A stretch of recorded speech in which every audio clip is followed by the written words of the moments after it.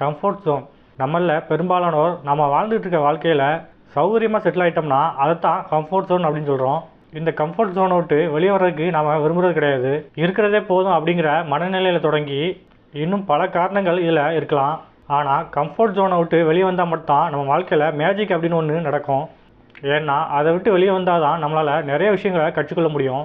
இந்த மாதிரி கம்ஃபர்ட் ஜோனை விட்டு வெளியே வரும்போது நம்மளோட திறமைகள் எல்லை கடந்து வளர்ந்து நம்ம கேரியரோட வளர்ச்சியும் ரொம்ப அபரிதமாக இருக்கும். அதே சமயம் இந்த கம்ஃபர்ட் ஜோனை விட்டு வெளியே வர நினைக்கும் போது நம்மக்கிட்ட பெரிய பயம் உருவாகுது அப்படின்னு சொல்லி ஆரம்பிக்கிற இந்த ரீச் அப்படிங்கிற புத்தகம் நம்ம ஒவ்வொருத்தர் மனசுலையும் இருக்கிற மனப்போராட்டம் குறித்து ரொம்ப விளக்கமாக எடுத்து சொல்லுது. இந்த புத்தகத்தோட சம்மரியை தான் இன்னைக்கு வீடியோவில் பார்க்க போகிறோம். வாங்க வீடியோக்குள்ளே போகலாம். அமெரிக்காவில் வசிக்கிற பிஹேவியரல் ப்ரொஃபஸர் டாக்டர் ஆண்டி மாலின்ஸ்கி தான் இந்த புக்கை எழுதியிருக்காரு. கம்ஃபர்ட் ஜோனை விட்டு வெளியே வர்றதுக்கான நம்பிக்கை பெறுவது எப்படி அப்படிங்கிறத பற்றி தான் இந்த புத்தகத்தில் எழுதியிருக்காரு. ஃபஸ்ட்டு கம்ஃபர்ட் ஜோன்னா என்ன, கம்ஃபர்ட் ஜோன்னா என்ன அப்படிங்கிறத பற்றி வேறு எக்ஸாம்பிள் மூலிமா பார்க்கலாம். ஃபஸ்ட் எக்ஸாம்பிள், நீங்கள் சின்னதாக ஒரு பிஸ்னஸ் ஸ்டார்ட் பண்ணியிருக்கீங்க. உங்கள் பிஸ்னஸ் நல்லா போயிட்டுருக்கு. உங்களோட நெருங்கிய நண்பர் ஒருத்தர் அவர் வேலை பார்க்குற கம்பெனியில் அவரை வேலையை விட்டு நீக்கிட்டாங்க. நீங்கள் அவர் நெருங்கிய நண்பர் அப்படிங்கிறனால உங்கள் கம்பெனியில் வேலைக்கு சேர்க்குறீங்க. அவரும் சரி ஃப்ரெண்டோட கம்பெனி தானே அப்படின்னு சொல்லிட்டு உங்கள் கம்பெனியில் வேலைக்கு சேர்ந்துட்டாரு. இப்படியே கொஞ்ச காலம் போகுது. இப்போ உங்கள் பிஸ்னஸ் வியாபார ரீதியாக தடுமாற ஆரம்பிக்குது. உங்கள் ஃப்ரெண்டை வேலையை விட்டு அனுப்ப வேண்டிய சுச்சுவேஷனில் நீங்கள் இருக்கீங்க. ஆனால் இந்த விஷயத்த சுலபமாக அவர்கிட்ட போய் சொல்ல முடியுமா? இந்த கேள்விக்கான பதில் என்ன அப்படின்னு சொல்லி யோசிங்க. அடுத்ததாக ரெண்டாவது எக்ஸாம்பிள் பார்ப்போம். நீங்கள் ஒரு கம்பெனியில் வேலை பார்க்குறீங்க.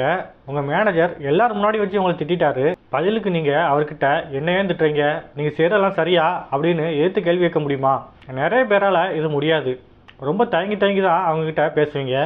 ஆனால் இப்படி தயங்கி பேசுகிறதுனால பாதிப்பு உங்களுக்கு தான்.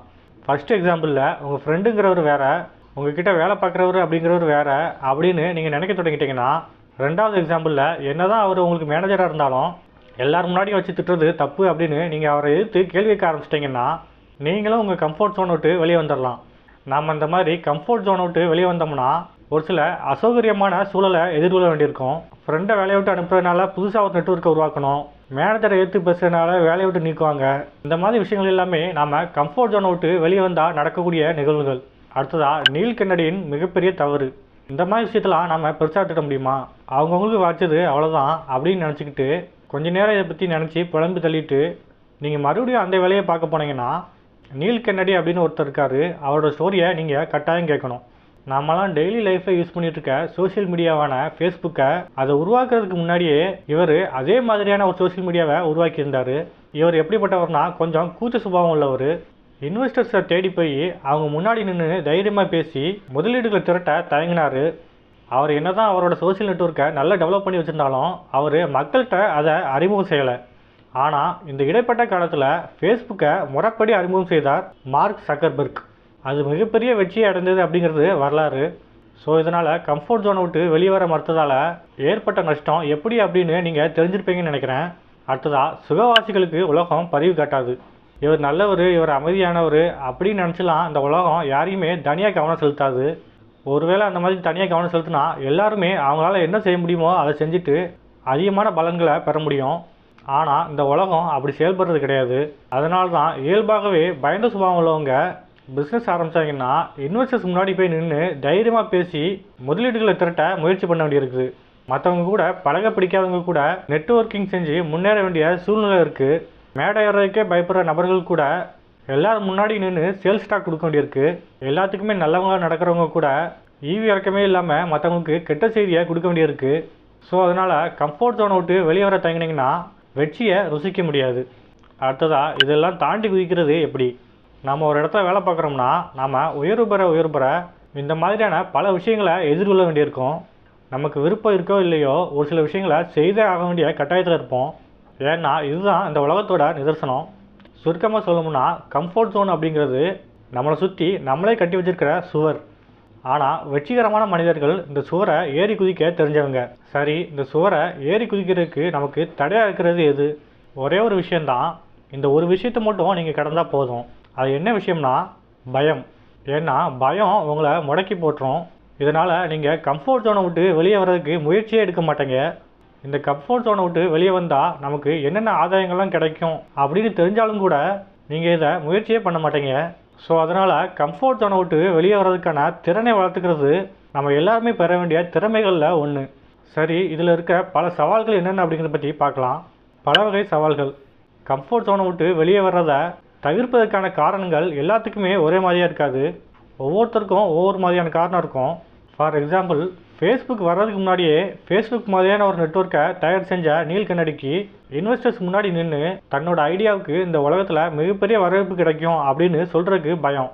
ஒருவேளை ஏமாத்துறமோ, பொய் சொல்கிறோமோ, ஒருவேளை நம்ம சொல்கிறதெல்லாம் நடக்காமல் போயிட்டால் என்ன பண்ணுறது அப்படிங்கிற பயம்.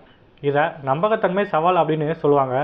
இன்னொரு எக்ஸாம்பிளில், நண்பரை வேலையை விட்டு அனுப்புறது தான் சரியான தீர்வு அப்படின்னு தெரிஞ்சாலும் கூட ஐயோ பாவம் அவரும் என்ன தான் பண்ணுவார் அப்படின்னு பச்சாதாபம் பார்க்குற எண்ணம் வரதான் செய்யும். அது கூடவே நம்ம மனசில் இது ஒரு நெறியற்ற செயல் அப்படிங்கிற எண்ணமும் வரும். இதை நீதி நெறிமுறை சவால் அப்படின்னு சொல்லுவாங்க. பிஸ்னஸ் நல்லா நடக்காத போது நீங்கள் உங்கள் நண்பரை வேலையை விட்டு நீக்க எதுக்கு தயங்கணும்? ஏன்னா இது வரைக்கும் செய்யாத புதிய செயல்.